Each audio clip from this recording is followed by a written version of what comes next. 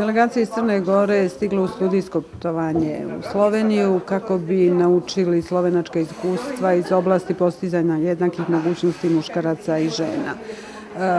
Studijsko putovanje je organizovano kroz projekat ravnopravnosti koji u Crnoj Gori sprovode delegacija Evropske unije u Crnoj Gori, Odjeljenje za rodnu ravnopravnost Ministarstva pravde i ljudskih prava i Kancelarija UNDP-a.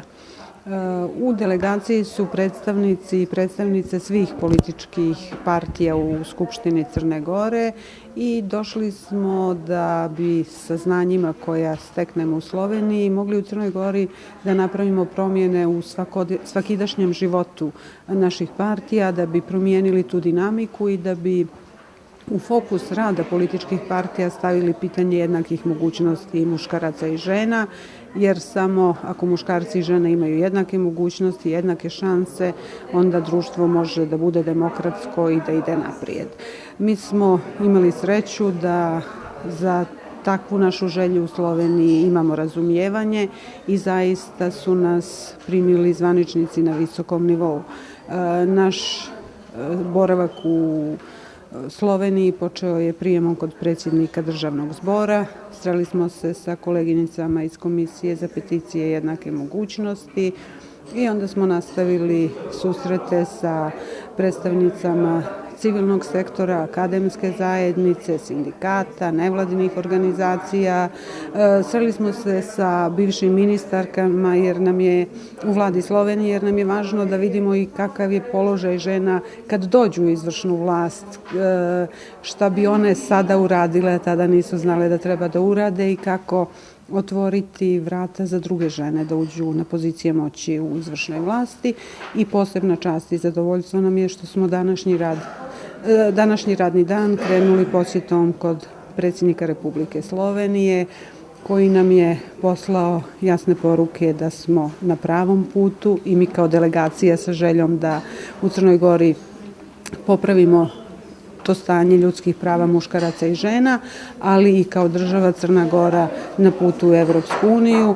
I ono što nam je jako važno, poslao nam poruku, a što mi znamo i osjećamo, da je Slovenija uz nas, da nas podržava na tom za nas jako važnom putu.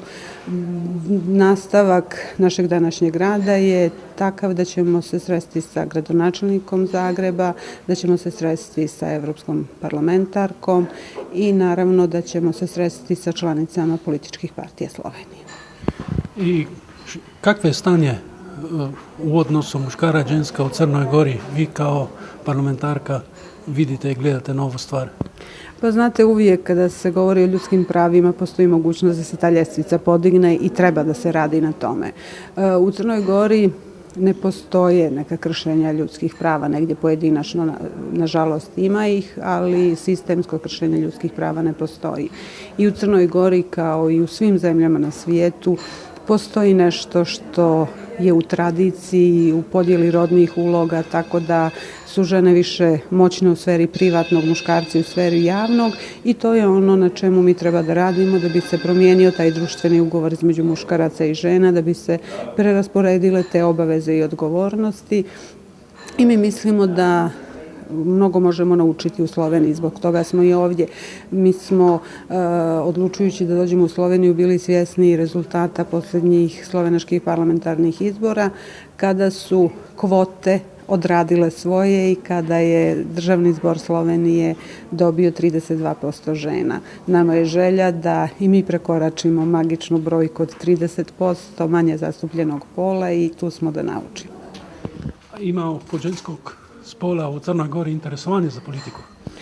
Naravno da ima. To je uvijek, ja moram reći, pitanje koje se postavlja svud na prostorima bivše Jugoslavije pa i šire. Da li se žene interesuju? Pa naravno svako svjesno biće želi da odlučuje o svom životu i o zajednici koju hoće da živi, samo što postoji problem što su karte podijeljene i onda se moramo dogovoriti sa muškarcima da lagano opet krenemo u podjelu karata.